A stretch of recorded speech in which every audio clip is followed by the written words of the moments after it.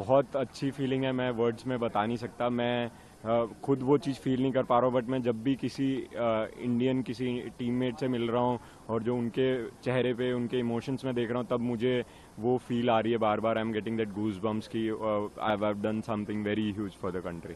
Final के लिए जब उतरे थे आप, तो क्या फीलिंग थी और क्या लग रहा था? क्योंकि कभी कभी ना सिल्वर और गोल्ड में ये एक फर्क हो जाता है कि वो आपको इंडिया का रैंकिंग को, मेडल टैली को ऊपर पहुंचा देता है। तो इस फीलिंग को आप कैसे डिस्क्राइब करेंगे? When I came to the tournament, मेरे को एक्सपेक्टेड था कि मैं इंग्लैंड प्लेयर के साथ में फाइनल खेलूंगा, बिकॉज मैं फर्स्ट सीट था, वो सेकंड सीट था। एंड हम पूरे साल काफ़ी कंसिस्टेंटली परफॉर्म करके आए हैं दोनों, काफ़ी जगह हमने अच्छे मैचेस फाइनल्स खेले हैं।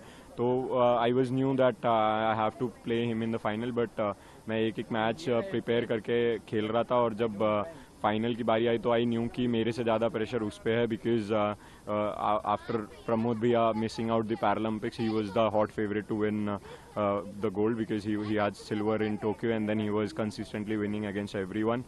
मैं कभी उससे जीता नहीं था पिछले पूरे सर्किट में, so he was the hot favorite to win and then so I knew कि उसके ऊपर ज़्यादा प्रेशर है, that he have to live up to the expectations and everything, so I knew that I just have to stay calm or then it will come my way and that's what happened right from the start of the game.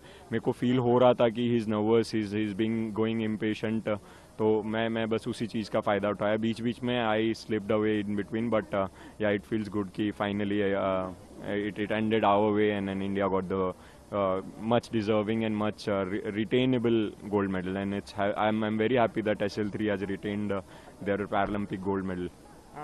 आप वो लम्हा describe करिए अपने शब्दों में, जब आप खड़े हुए पोडियम पे, फ्लैग सबसे ऊपर था और नेशनल एंथम बजा।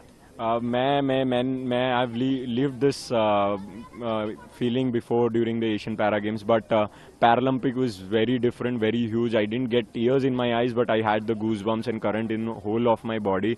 और मैं उस टाइम पे कुछ फील नहीं कर पा रहा था. I felt numb and it was just I got a flashback of all my journey from Tokyo till Paris, how it's been, how tiring the tournaments have been, how tiring the schedule has been, and what all things I have sacrificed for this, and then at the end everything felt worth, and I kind of had a flashback of my parents image in my mind, where because just before the medal ceremony मैंने उनसे बात की थी and then they had tears in their eyes, so वो it was a flashback of everything in a very small moment.